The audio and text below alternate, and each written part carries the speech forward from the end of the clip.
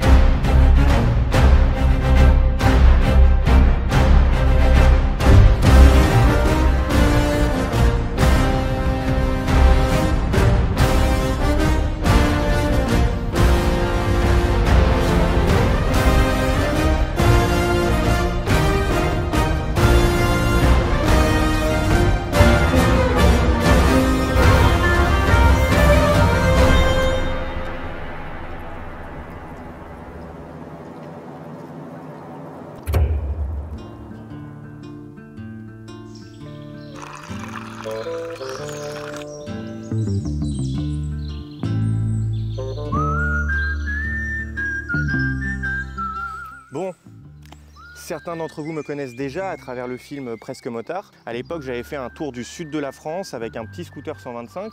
L'objectif de ce film, c'était de montrer que quand vous avez vraiment envie de faire quelque chose, même si vous n'avez pas ce qu'il faut pour le faire a priori, faites-le quand même.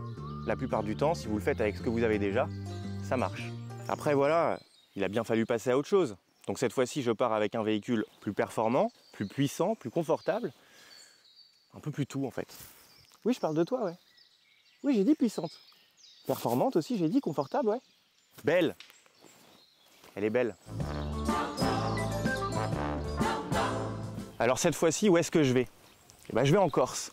En Corse pour voir comme d'habitude de beaux paysages, pour faire comme d'habitude de belles rencontres. Et le petit truc en plus dans tout ça, la cerise sur le gâteau, le pompon sur la Garonne, le petit plaisir, eh ben, c'est que je vous emmène avec moi.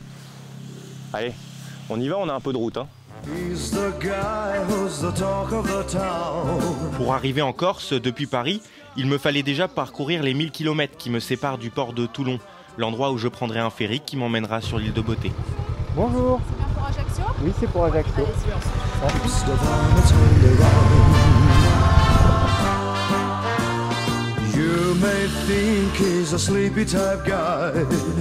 Alors je sais bien que la Corse, c'est pas très loin. Mais le simple fait de mettre la moto sur un bateau, ça m'a donné la sensation de voyager.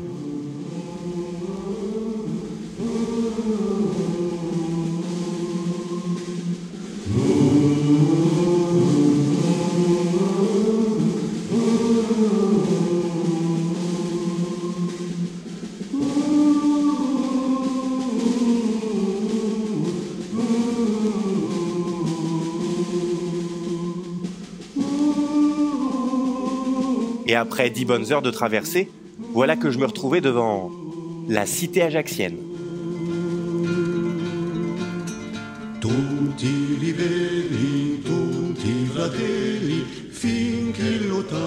Sur le bateau, j'ai partagé une bière avec Romain. Romain, c'est ce motard que vous voyez juste devant moi. Et quand je vous dis qu'on peut tout faire avec ce qu'on a déjà, Romain en est la preuve. Comme vous pouvez le voir, sur sa moto, il n'y a pas de sacoche, rien pour ranger ses affaires. Il a tout sur son dos dans un vieux sac de randonnée, et ça a l'air de lui convenir.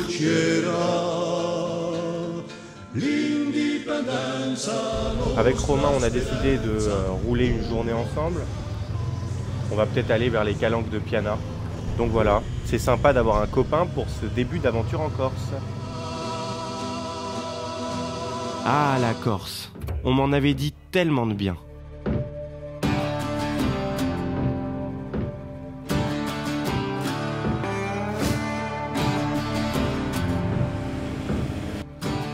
Alors en arrivant sur l'île, au fond, ma seule peur c'était d'être déçu. Mais après seulement 1 heure à sillonner sur ces routes tortueuses, devant un paysage digne des plus grands films d'aventure, l'île me faisait une promesse. La promesse d'être à la hauteur de mes attentes. Notre première étape, Piana. Piana est une petite commune d'un peu plus de 400 habitants, mais Piana est surtout connue pour les calanques de Piana. Et je peux vous dire qu'avec Romain, on en a pris plein les mirettes.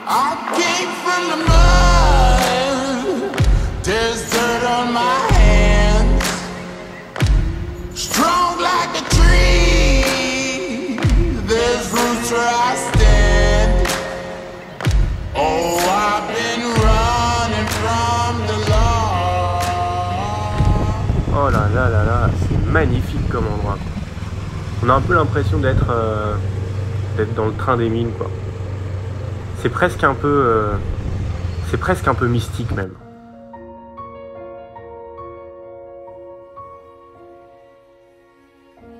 La légende raconte que c'est le diable lui-même qui aurait créé les calanques. Tombant amoureux d'une bergère, allant la voir, celle-ci, accompagnée de son mari, le repoussa avec coups et insultes. Ivre de rage, il décida de frapper la roche, en y laissant cette couleur rouge volcanique, la couleur de sa colère. Puis il finit par changer nos deux amis en pierre. L'écorce appelle encore cette partie de roche le cœur des amants pétrifiés.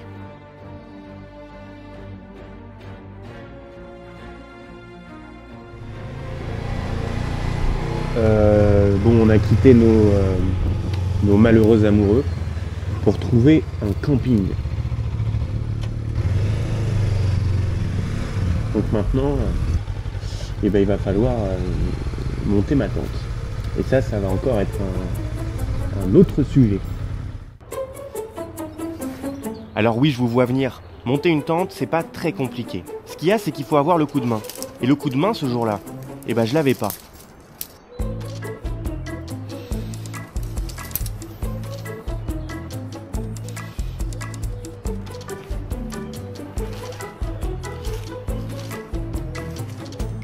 Finalement, le coup de main, ça a été Romain. Attention. Je comprends que dalle. Ouais.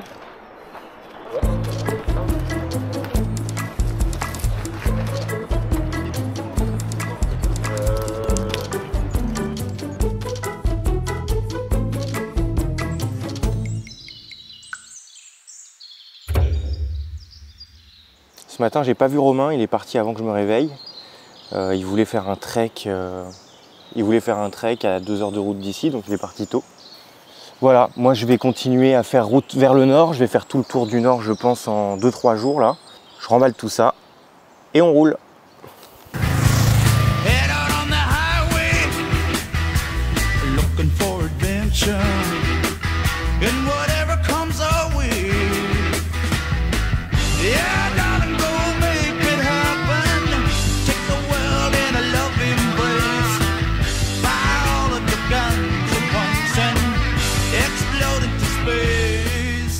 Si vous vous demandez si c'est beau la Corse, franchement, pas tellement, non.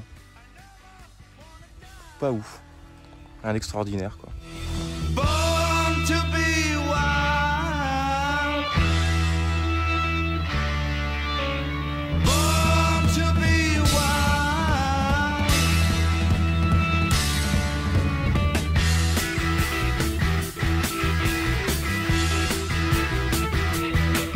Le but de la journée était de rejoindre Saint-Florent, le point de départ de mon tour du Cap Corse, la partie la plus au nord de l'île.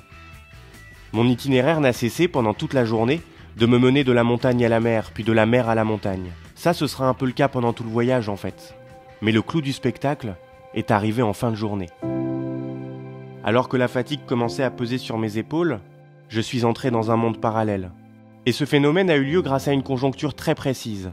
D'abord, le décor, le désert des Agriates. Ensuite, la lumière. Il se trouve que j'y suis passé pendant les dernières heures de la journée. Alors le soleil, en collaboration avec la Corse, m'a offert un spectacle que je n'oublierai jamais.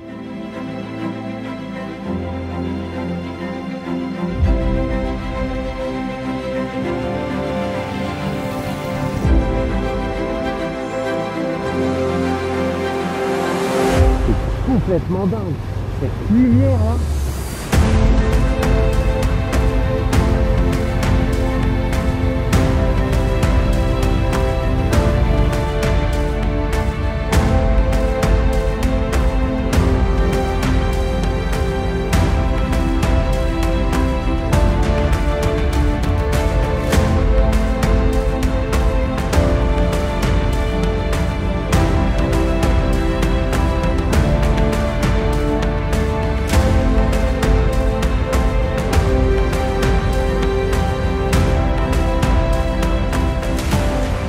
On raconte dans l'Agriate l'histoire d'un être mythique, l'Orcou.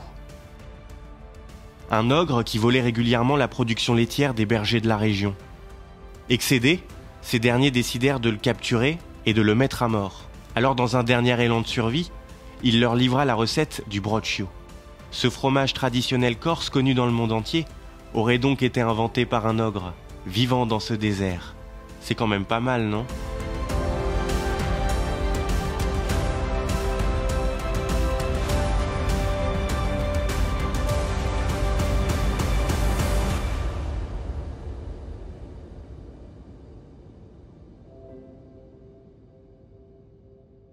En arrivant au campement à la nuit tombée, j'ai tout de suite repéré Stéphane. J'ai vite compris que Stéphane, c'était un motard à l'ancienne. Il était là, assis devant sa tente avec une lampe frontale, en train de griffonner sur des cartes papier avec un stabilo. Je dois avouer que le tableau avait un certain charme. Alors au petit matin, on a discuté un petit peu et il m'a offert un café. Alors tu fais ton itinéraire sur la carte et après tu le rentres... Je le mets sur un papier aussi, tu vois, après pour le rentrer, pour prendre le temps, parce qu'il y a des villages, je sais pas si c'est moi qui les écris mal. Tu sais qu'il y en a très peu, des motards qui font encore ça. Ouais, je sais, mais c'est quand l'année dernière, on était en Italie, on s'est arrêté, le gars du camping nous a donné un carnet, on était deux, il voyait qu'on notait tout sur... On ne mettait même pas le téléphone, on marquait juste sur un roadbook, comme ça. Vachement plus joli quand t'as une carte, ouais. Ça n'a rien à voir, quoi. Ça fait partie du truc, je trouve, un peu aussi. Stéphane, c'est un gars de la montagne, mais c'est aussi le genre de gars qui survit aux attaques de renards. Le renard, c'est énorme. Ah, le renard, mais il m'a bouffé, mais j'ai halluciné, mais j'ai jamais vu ça. J'étais couché, il tirait comme un chien qui tire un os, il tirait sur la tente, et sur le coup, j'ai pas compris ce que c'était. Tu te réveilles, j'ai cru que c'était une bestiole qui était coincée dessous et tout. Et d'un coup, le matelas, il s'est percé, comme ça. J'ai pensé à un cochon, j'ai dit c'est un cochon. Mais le renard, j'ai jamais vu un renard faire ça. J'ai démonté presque la tente en sortant parce que ça m'a fait peur quand même. Je trouvais pas la lampe, j'ai mis les bottes parce que j'ai dit s'il faut que j'y mette un coup de pied, je savais pas ce que c'était comme bestiole. Ça n'a pas tenu mon scotch. Mais normalement, tu sais, dans les matelas, t'as toujours le petit kit de réparation. Ouais, mais là, il m'a fait des gros trous. Ça marche pas? Tu vois, j'aime bien la pêche, j'aime bien la plongée, chasser en mer aussi. Là, j'ai rien, tu vois. D'habitude, je pars avec une canne à pêche. Sur la moto? Ouais. En Bosnie, là, comme ça, on traverse? Non, des pliables, tu vois, je prends des trucs compacts, quoi. Bosnie, Croatie, j'avais amené aussi pour pêcher. Et je reviendrai. Avec une copine, un camion, la chose un camion.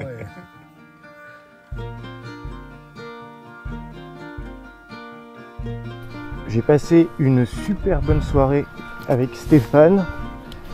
Tu vois, ça c'est vraiment le genre de gars que j'aime bien. Le mec, il est tout seul avec sa bécane. Il n'utilise pas de GPS, il est là avec sa carte. Voilà, il m'a offert du café. Super sympa quoi. Et maintenant, direction le Cap Corse.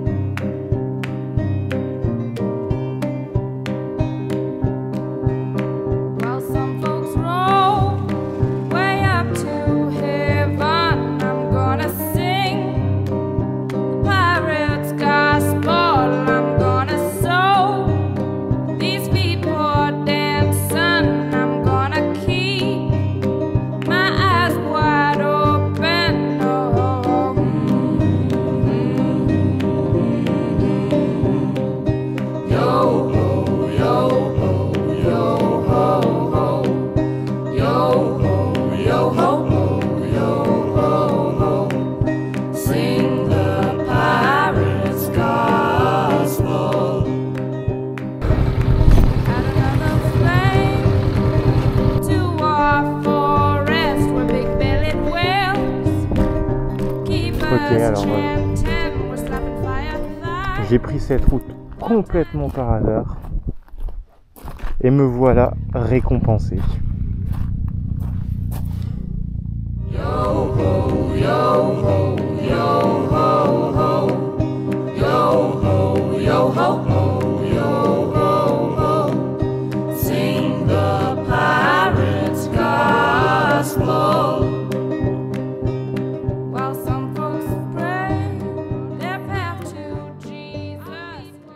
Une des raisons qui m'a donné envie de venir en Corse, c'est sa musique.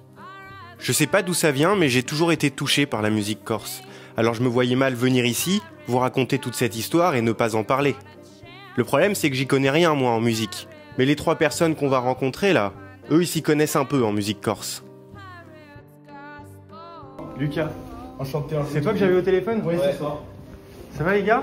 Salut, bienvenue. Bon, Merci. Il manque une personne du Merci groupe. pour l'accueil. De rien.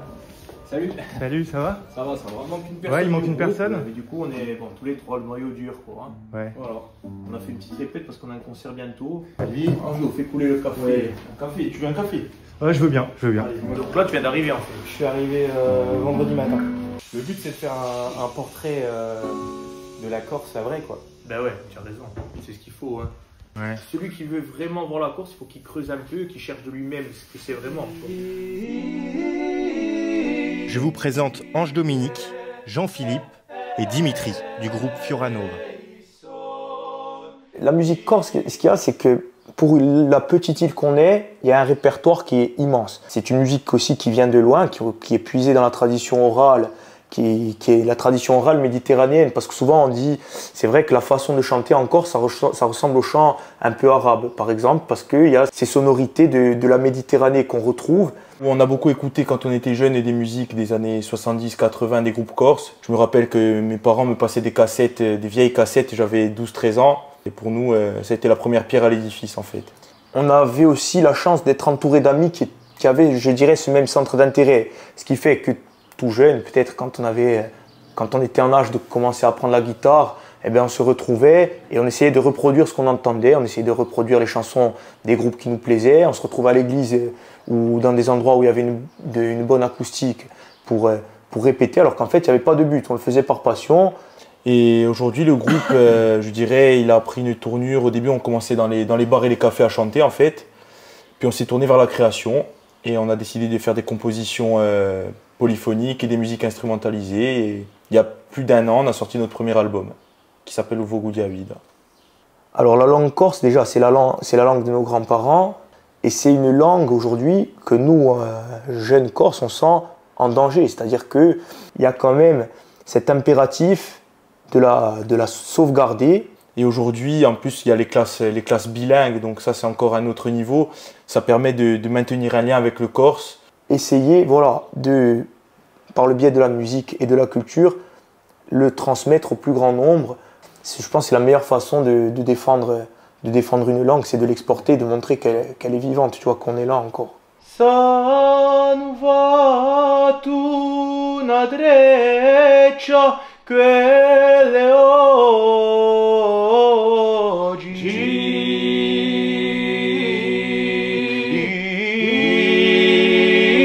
le sura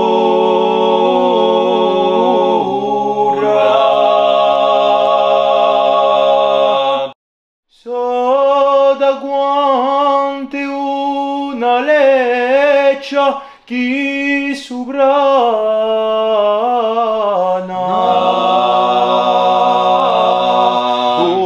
una pianura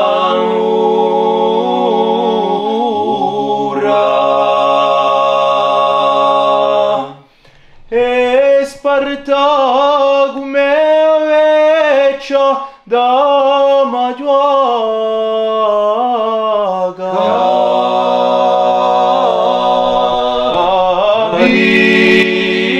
pur sura.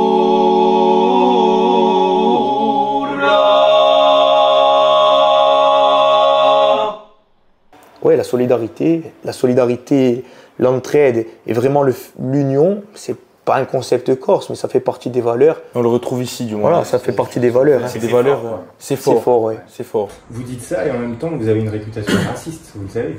Ah ouais, Oui, c'est vrai. Ouais, Vous mais avez cette réputation. Parce que moi, je suis un peu métissé. Mais pour l'instant, je l'ai pas eu. Hein. moi, si je peux te dire, une chose, c'est que la vraie mentalité corse, c'est d'être aux antipodes du racisme. C'est-à-dire que la Corse, de tout temps, ça a été une terre d'accueil. Alors, c'est une terre, bien sûr, on a des valeurs, on tolère peut-être moins les écarts de comportement. Par contre, on est pour tendre la main à celui qui a besoin, peu importe son origine, et on est pour que celui qui a la volonté de s'intégrer s'intègre aussi. Mais il faut avoir cette volonté de s'intégrer adhérer à un socle de valeurs communes. C'est ton premier jour ici, tu vas voir que tu vas passer un super séjour, que les gens vont bien t'accueillir et que tu auras envie de revenir. Comptez sur moi pour y rentrer en tout cas, si ça se passe comme ça.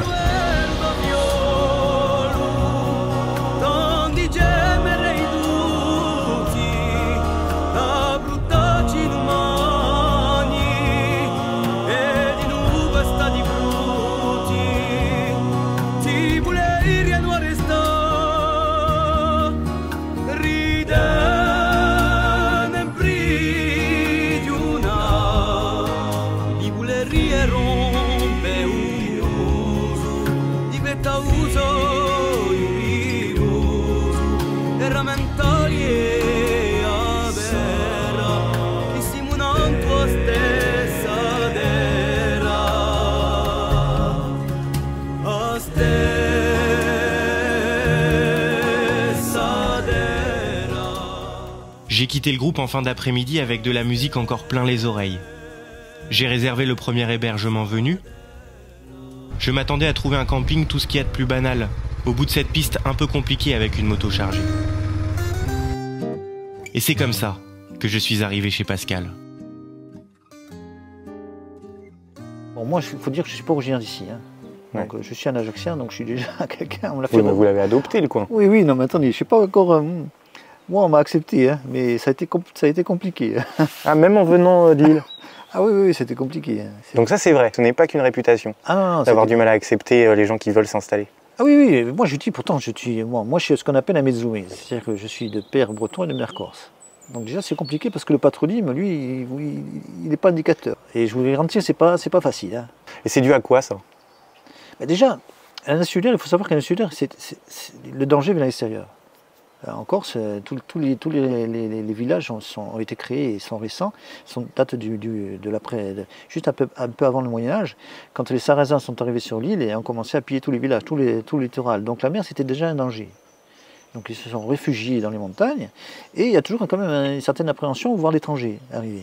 Ouais. C'est paradoxal parce que vous avez la réputation, à la fois, d'être un petit peu sur la retenue, qu'on a du mal à s'installer, etc., et en même temps d'une hospitalité remarquable. Oui, parce que bon, c'est normal, vous vous intéressez à notre Corse, vous vous intéressez à notre pays, ouais. à notre langue, à notre culture, c'est normal qu'on vous accueille. Non, mais globalement, vous avez cette réputation-là. Oui, oui, oui. Bon, c'est quelque chose que j'ai appris, hein, mais j'arrive à me faire, je me trompe rarement, hein, mais une impression, qu'elle soit positive ou négative, en voyant la personne des 4 premiers pas. Et alors moi, je vous ai dit, ok, c'est bon, il peut me filmer. Ah oui, non, mais de suite, j'ai compris, hein, ça va, c'est bon, ça se voit. Et, de toute façon, ici, la piste, c'est une piste anti-con. Volontairement, je suis la laisse telle quelle, parce que je ne veux pas la modifier, parce que, en général, les gens qui arrivent ici, déjà, le sourire aux lèvres, ils disent, c'est bon. Mais quand ils arrivent, ils disent, oh, votre piste, j'ai dit, bon, monsieur, c'est complet. Quand j'ai vécu à Ajaccio, parce que je suis natif d'Ajaccio, je voyais la Corse par le prisme ajaccien. J'avais une idée faussée de la Corse. Et j'ai compris la Corse quand j'ai acheté ce terrain, entre autres, et que je me suis retrouvé vraiment dans le profond, dans le rural. Et là, j'ai découvert la vraie Corse. C'est quoi la Corse? La Corse, c'est déjà une culture, c'est une espèce d'altruisme, le sens du sacré.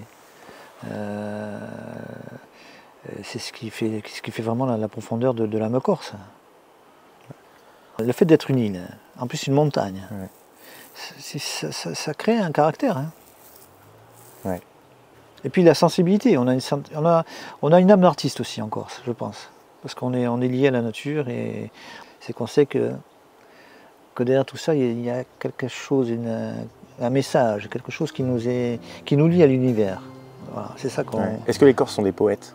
Je pense, oui. Ouais, je pense.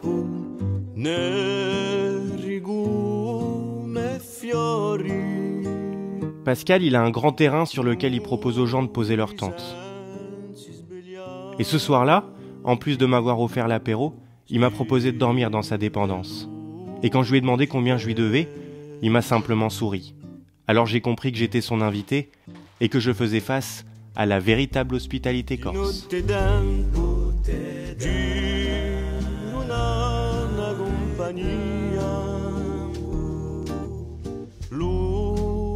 Spia diventa amica e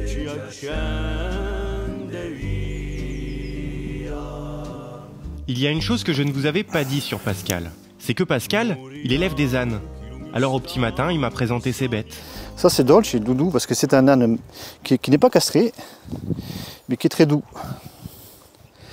Ça c'est sa petite, ça c'est Liberta. Liberta. Ouais, c'est Liberta. Tu me parles, ça. Et ça c'est Nucci, là, ça veut dire noisette.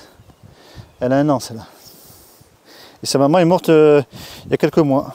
Elle avait une 30aine d'années. Donc l'âne de Corse a la spécificité d'être petit, tu vois, de taille. Mais il est robuste.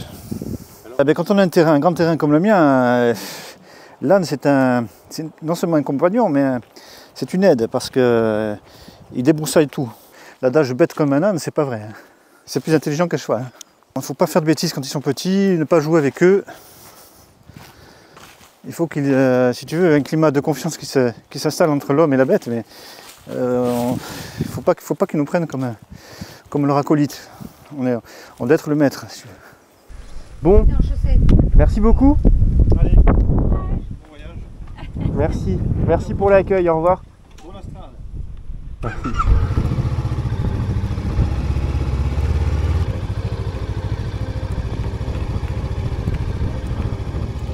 Alors que jusque-là j'étais resté relativement proche du littoral, voilà que je m'apprêtais à plonger au cœur de l'île, la traverser par le centre, du nord au sud, et à travers les montagnes.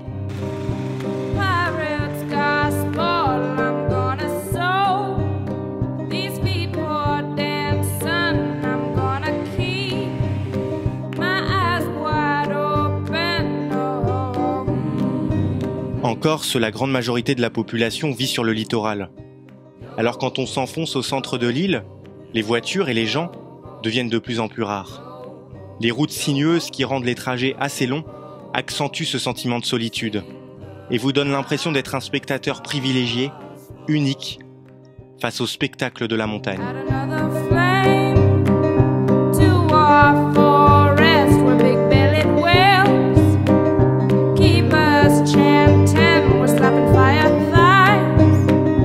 Après plusieurs heures à virevolter sur ces pistes et sur ces routes peu empruntées, alors une odeur de magie vient vous titiller les narines. Puis elle ne cesse de grandir et va jusqu'à tout exploser. En poésie. En arrivant au col de la Sorba, plongé dans les nuages.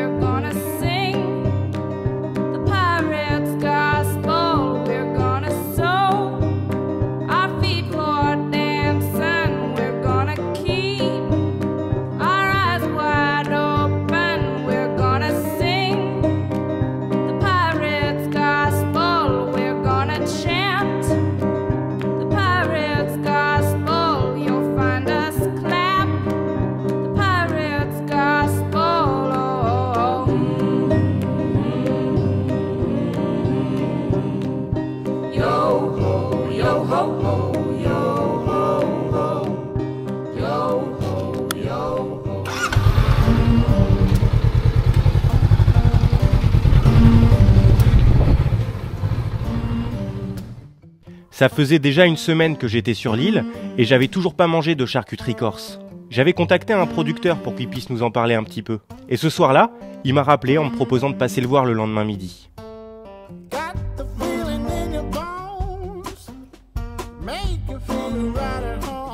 Je vous présente Antoine. Quand je suis arrivé à la ferme auberge d'Antoine, et alors que je commençais déjà à lui poser plein de questions, il m'a coupé tout de suite. Il m'a dit « On verra ça plus tard, pour l'instant, il faut que tu manges un peu ». Et il m'a installé à une table du restaurant. Quand j'ai vu les plats arriver, j'ai vite compris qu'avec Antoine, on n'avait pas exactement la même notion de manger un peu. Alors ça, c'est une affaire familiale, ça existe depuis 50 ans, presque 50 ans. Ça a démarré par une discothèque dans les fins 60, de 68 à 82, c'était une discothèque. En 80, ils ont tout revendu et ils sont venus, enfin, ils avaient déjà la maison ici, hein. et s'est installé comme agriculteur, éleveur porcin, un peu de maraîchage. En 86, commençaient les premières femmes auberges et ma mère a voulu recommencer le restaurant. Et on a commencé dans la salle à manger de la maison, qui est la réception, qui est juste là-bas. Hein. Il y avait 4 tables, 10 chaises. Ouais. Hein. Bon, c'est connu pour notre cuisine. Hein. Aujourd'hui, si tu veux vraiment manger au Corse, la pignate fait partie des incontournables pour manger vraiment corse. Quoi, hein. Bon, ben nous, on est né là-dedans. Hein. On a grandi... Ouais, mais après, c'est un choix de revenir et de continuer. Bon, pour revenir, il faut partir. Je vais partir, donc c'est réglé.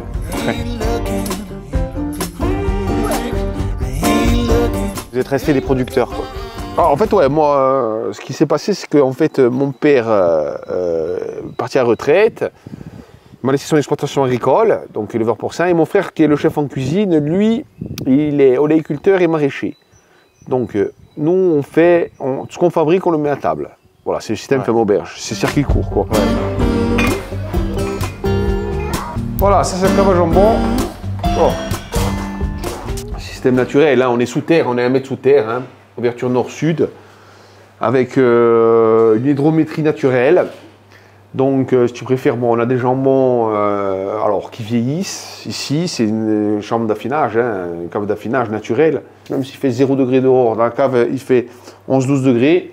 Et s'il fait 40 degrés dehors, il fera maximum 20 degrés. On fait nos saucissons, copes, londes et tout ça, et on fait nos jambons. Jambon, on a une chambre de salage, chambre d'affinage.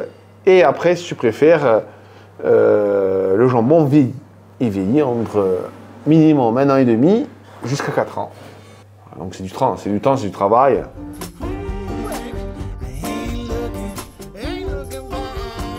Charcuterie corse a de particulier? La charcuterie corse, déjà, ce sont des cochons élevés en semi-liberté. Alors, bien entendu, il faut leur donner à manger toute l'année, mais après, à partir du mois de octobre, novembre et décembre, ils se nourrissent tout seuls, ils mangent des châtaignes et des glands. Et c'est ça qui fait que c'est le goût de la charcuterie corse. Exactement, exactement. Donc c'est ça qui va donner le goût. Bien entendu, ce goût un peu de noisette, c'est le mélange de châtaigne et de glands. Ouais. Hein. Tant qu'ils sont en vie, en tout cas, c'est des cochons heureux, quoi. Cochons heureux, ouais. Exactement. C'est peut-être ça qui donne le goût aussi. Bien sûr.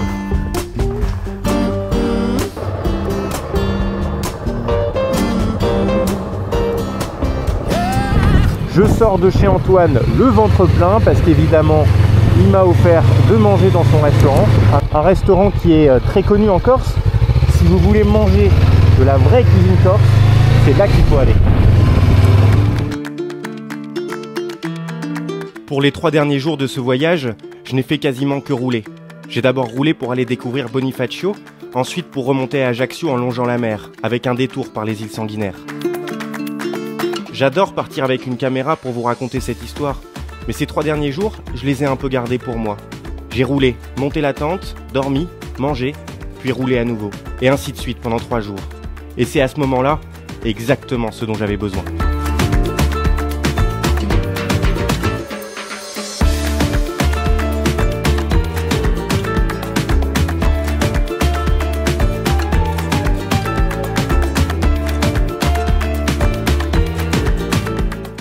Quand tu passes à l'intérieur des terres, les routes, elles sont pas en super état. Alors c'est vrai que quand tu es en moto, faut faire vachement gaffe, quoi. Il y a des bosses, il y a de la terre, faut faire attention.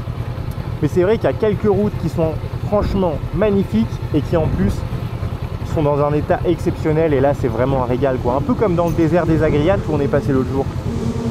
Là, c'est vraiment du pur plaisir.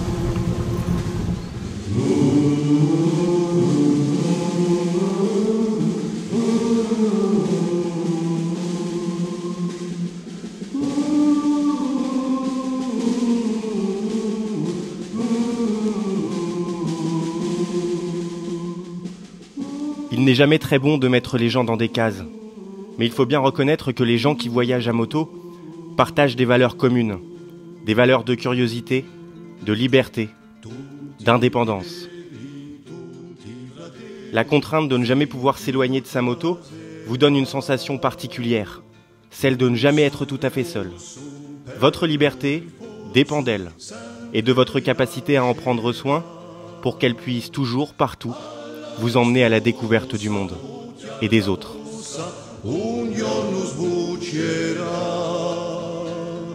L'indipendenza l'indipendenza, nostra speranza, un fronte vincerà. Dolci sinceri di cuore fieri, bramando a libertà. Il y a, je pense, un trésor qui se cache au cœur de l'île. Et vous aurez beau essayer, vous ne le trouverez pas. Hein. Les Corses le gardent pour eux, précieusement, comme un secret.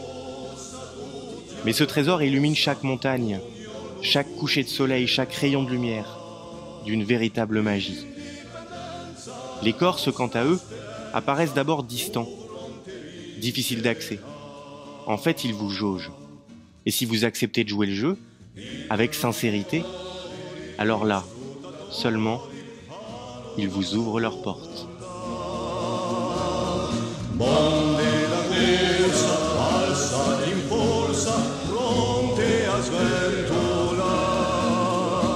C'était Lucas Laurin qui vous présentait Corsica, l'île au trésor.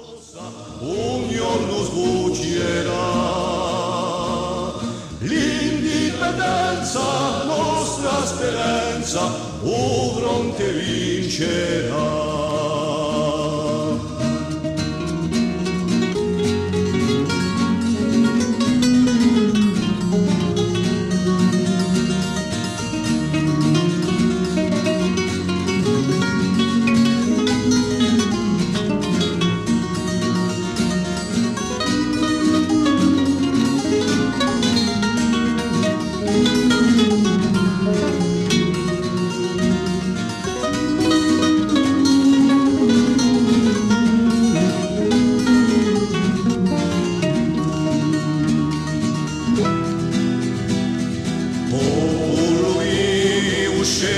Destino di a tua libertà,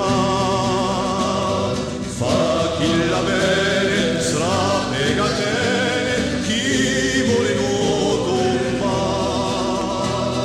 Alla risposta, tutti alla mossa, ognuno sfuggirà.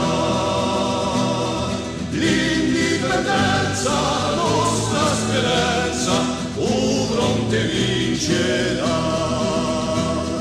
Alla riscossa, tutti alla mossa, ognuno svuota.